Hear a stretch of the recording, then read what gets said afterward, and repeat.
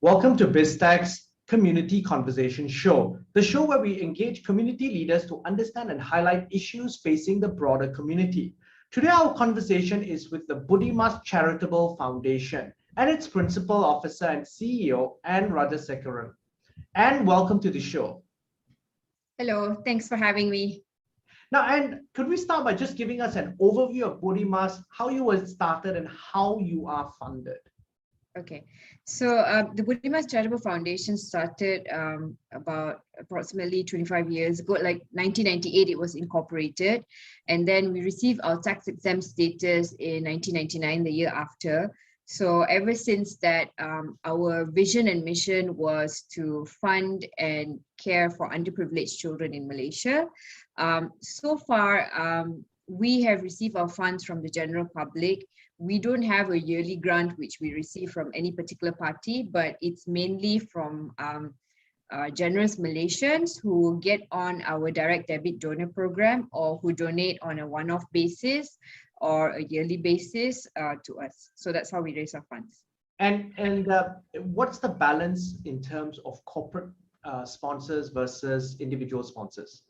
So I would say approximately 25% to 30% would be corporate sponsors. So this really depends on how the year is. So some years we come by a lot of companies who they've made enough profit and income and they want to give back to society and they actually donate to us. So, and we're fine with that. And it's usually mid-year or at the end of the year, especially in December. And the rest of it is usually donors, which are from middle income to high income people. Okay. Average Malaysians, yeah. What are your focus areas of the charity itself? Okay, so our main aim is basically to care for underprivileged children, and care comes in the form of fundraising and funding their projects which revolve around their well-being. So we take care of their education, their housing, and also most very important thing is food. We feed them as well. So we also care for the Orang Asli children in Malaysia. So what we do is that as much as fundraising is a main objective over here, because fundraising equates to us being able to fund all of the projects which we want to do with the underprivileged children, we are also big and we're also very focused on branding and telling people about the plight of underprivileged children, because I personally believe that when you tell people about your vision and mission as to why you're doing this, people are more aware, people know. Because over the years that I've been doing this, I've come across many Malaysians who actually say like, I didn't know that we had poor children in Malaysia. I don't know that we are in need. I don't know that there are actually many malnourished children who have no access to education, children who have not gone to school in a very long time, and children who are lost in the system. So I feel like because there's not much hype made about this, no one knows about it. But, okay, and I want to drill down a little bit on some of these issues because obviously they're quite disturbing. Could you give us a sense, first of all, in terms of impact? How many sort of students do you impact or children do you impact every year, and what do you do to help them? Okay, so via our feeding program, we impact close to 7,000 children on a yearly basis. Okay, so these are daily feeding programs? Yes. So except with the exception of this year, because of COVID, the schools have been shut the longest this year, so we couldn't feed them. But we've gone through many other avenues to actually reach out to them, especially during COVID. But so there's approximately about 7,000 children under the feeding program, and there's more than 20,000 children under our home program, where we support children who are placed in homes all around Malaysia. We do not own these homes; we just fund them. They are run privately by themselves, but these are all homes which are audited and certified by JKM. Okay. So we fund them. Okay, so essentially your execution strategy is you raise the funds, you work with execution partners then who are properly accredited and supervised. Yes, of course. Okay, and Give us a sense of these problems, because you're feeding kids on a daily basis. Is this a case where, and because BizTech has done a show with you before, that came to our attention at that time, that there are so many children that don't even have a full meal every day? Yeah.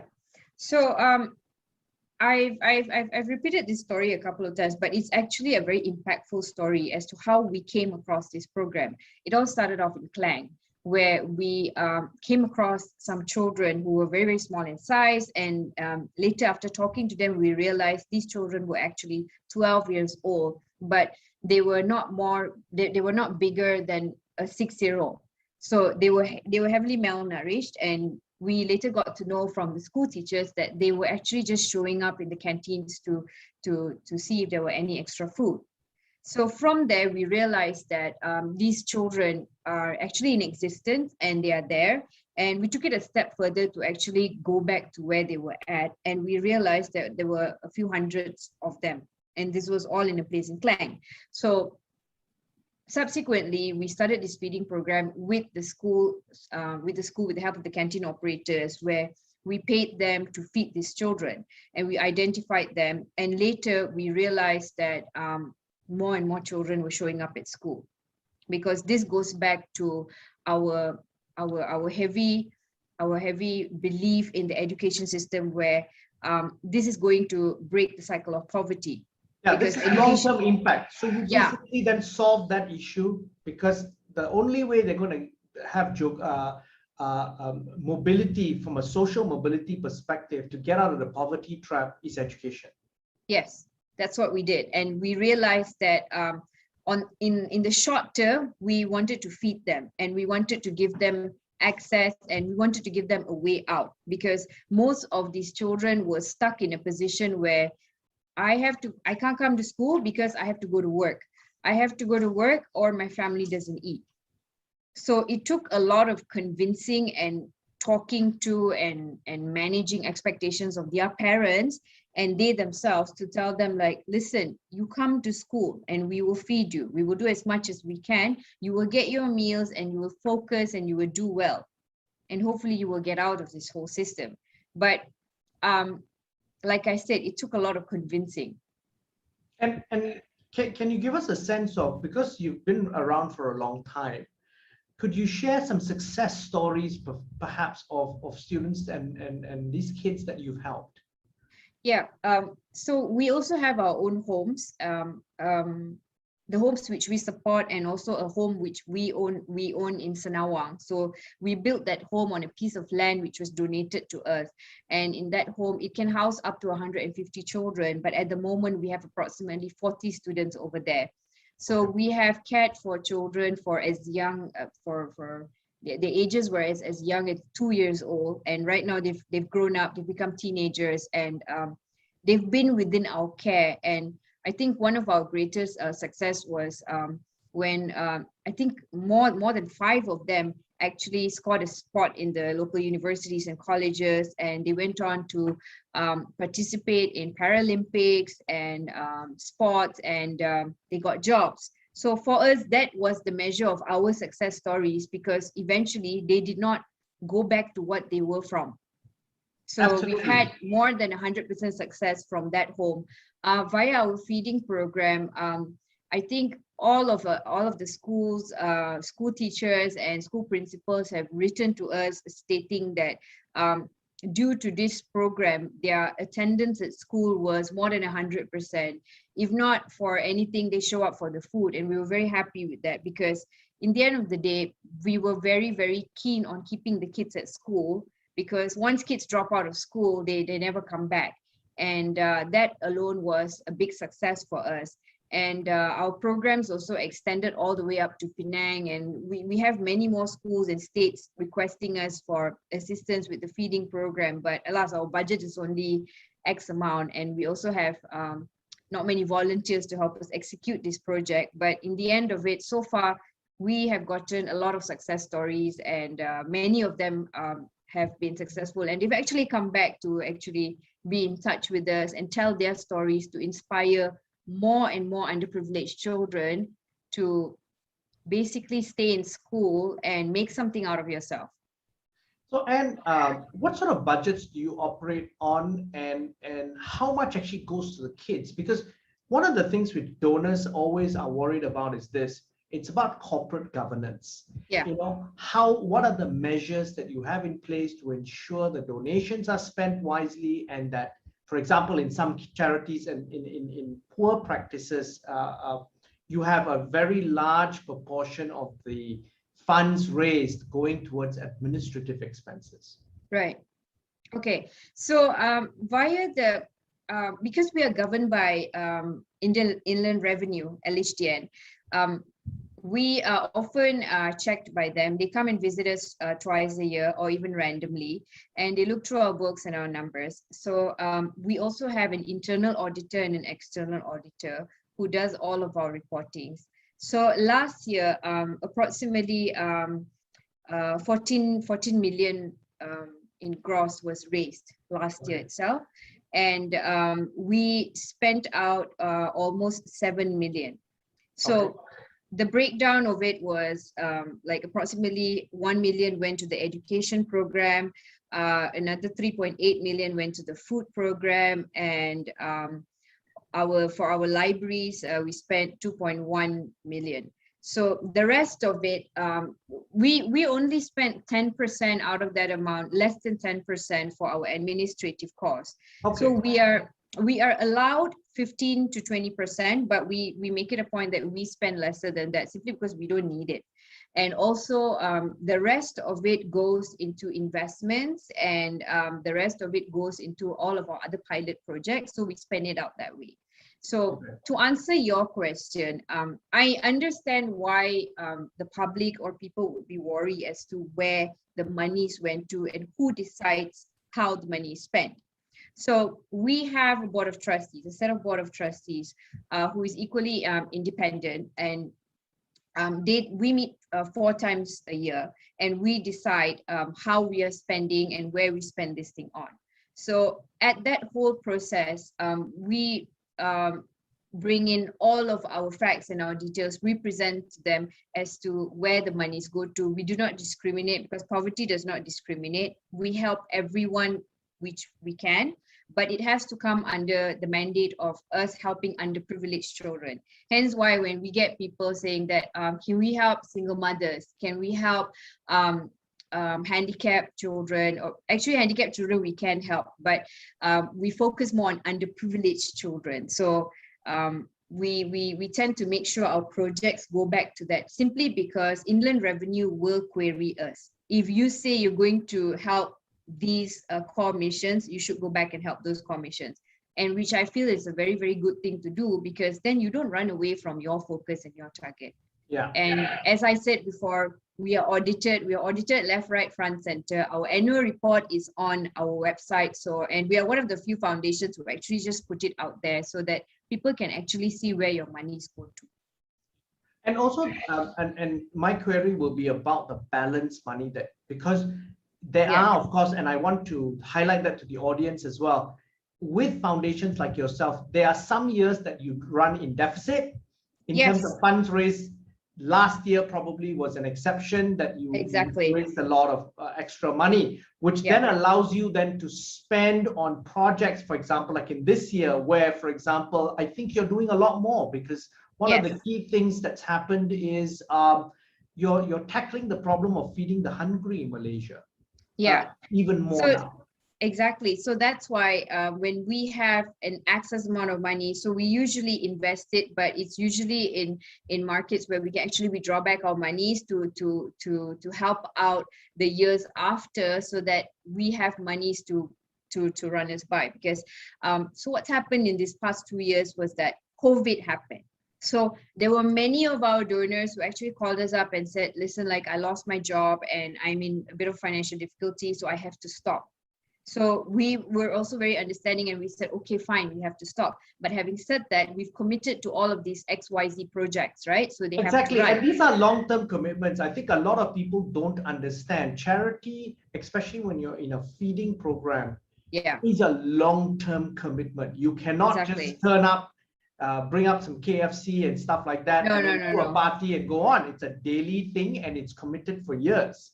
Exactly. So how it works is that what we raised last year, we will spend this year. So what we raise this year, we will spend the following year. So that's how it goes. So yeah, you're absolutely right, because this year, when things got very uncertain, we all worked from home. We couldn't execute a lot of our projects because part of our job description is actually to get out there, to be around the community, to be around children and people, and visiting schools, checking on the libraries, meeting our donors. So we couldn't do all of that. So a lot of our donation pool, it depleted slightly, but projects still had to run. So we pretty much did what we needed to do. So this year we launched the No Hungry Kid campaign. So this campaign was basically to channel out to all children and all families with children who's been stuck at home, who had to go through online education, online classes without any devices. So we went through all of the stops to ensure that they got this, they got their internet, they also got their monthly supply of basic necessities of food. So we ran this project, and it's been a couple of months, but we touched a lot of families and we made a difference in a lot of children's lives. So I think that's very, very important, because regardless of how much our funds were at, we got a lot of people writing into us stating that times are bad and we don't know what to do.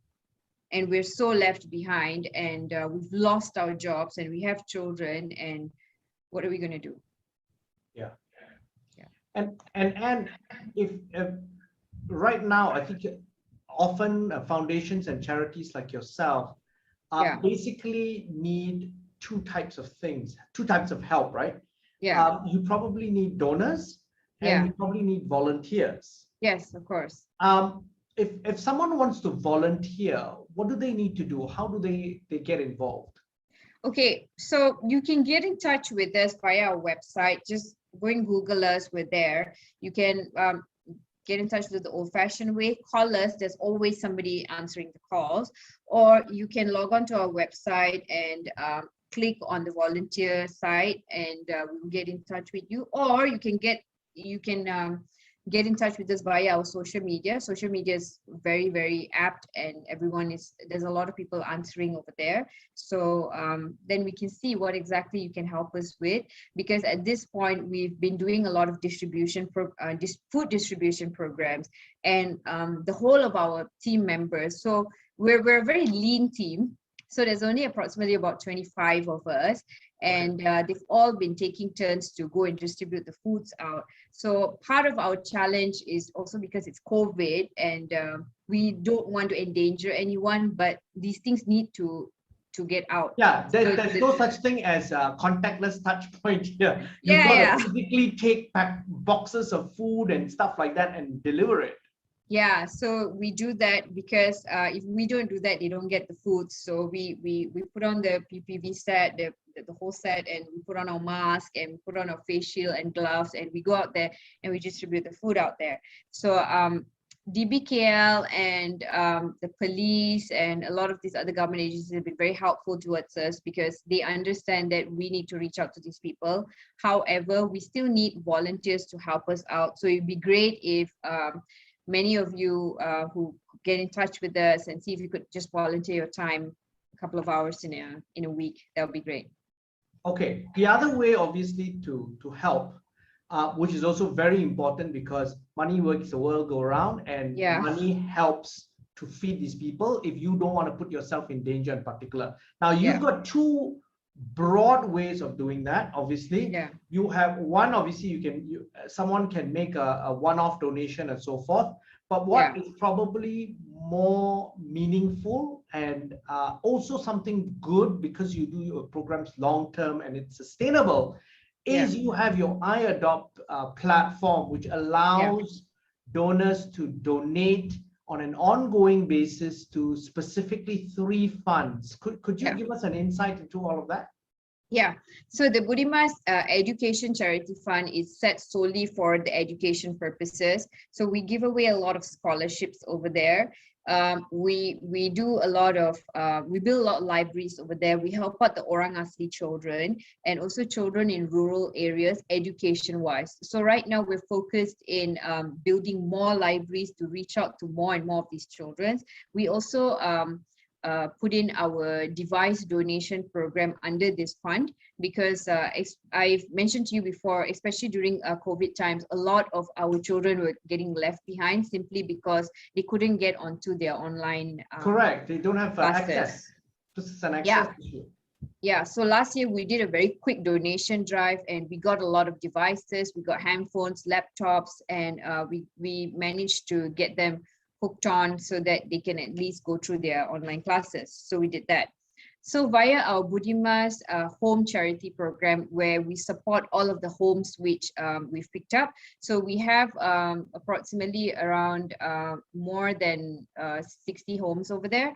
And we support all of the homes. We don't own them, but they are all vetted and audited by JKM. So whatever they need, we give them financial support. So if they need their electricity bill paid, we help them out. And if they need transportation bills being taken care of, we do that for them. However, we do not support them 100% because please take note that there are a lot of other people also donating to these homes. So we also wouldn't like these homes to, because we have homes like, we have so much of rice, we don't know what to do with it. So that's like an excess of it.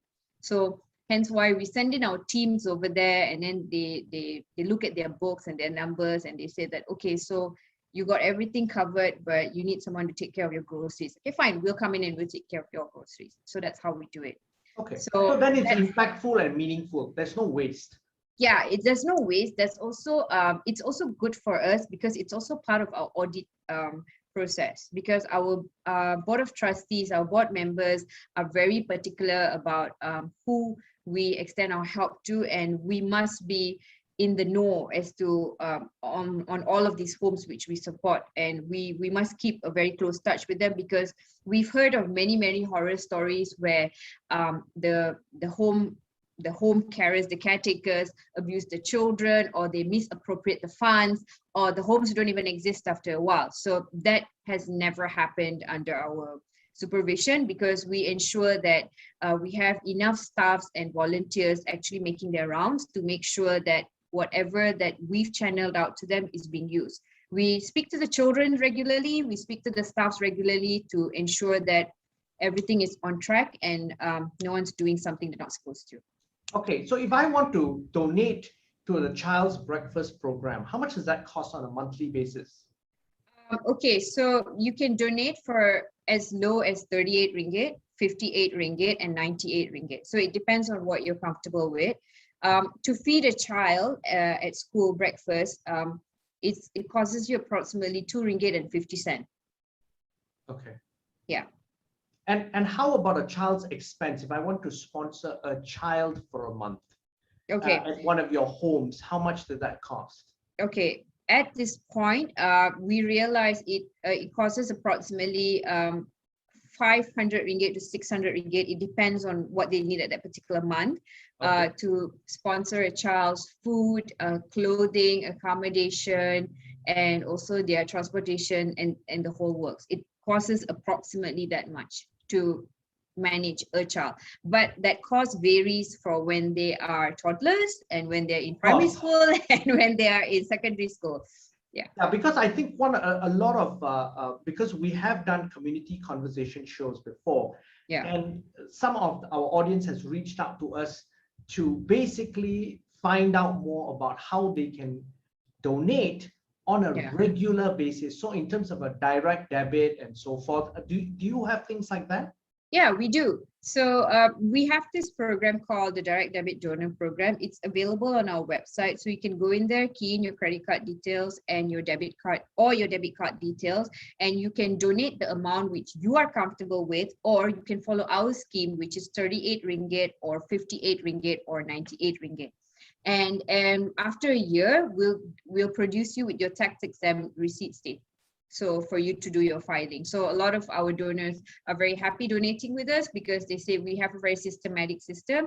So at the end of it, you get a tax-exempt receipt because they need those for tax filings and all of that. Yeah, and so Anne, if I want to do that, could you give us a number right now on the show on air, so that a bank account number or something, so that we can actually then, if someone watches this, can make a decision straight away, because we are human beings, we forget. So yeah. if we have the numbers straight away, we can make that donation.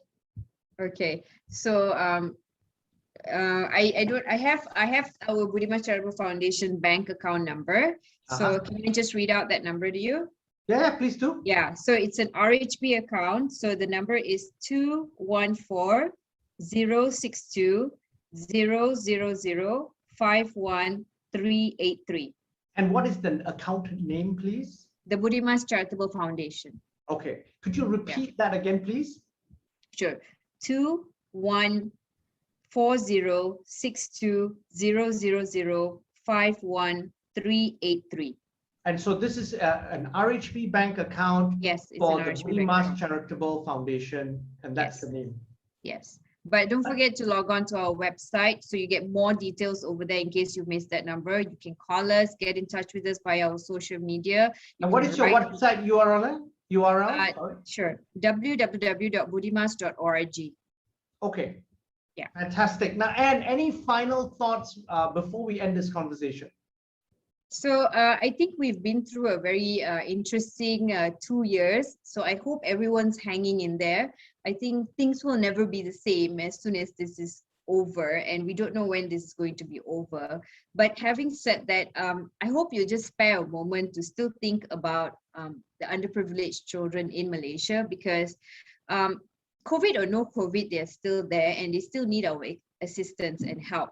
And things have gotten more stranger for them, because I believe that, especially during lockdown, when we were all asked to not leave our homes, we all complained and we moped around about it, and we fought so hard, and we asked why we were locked up.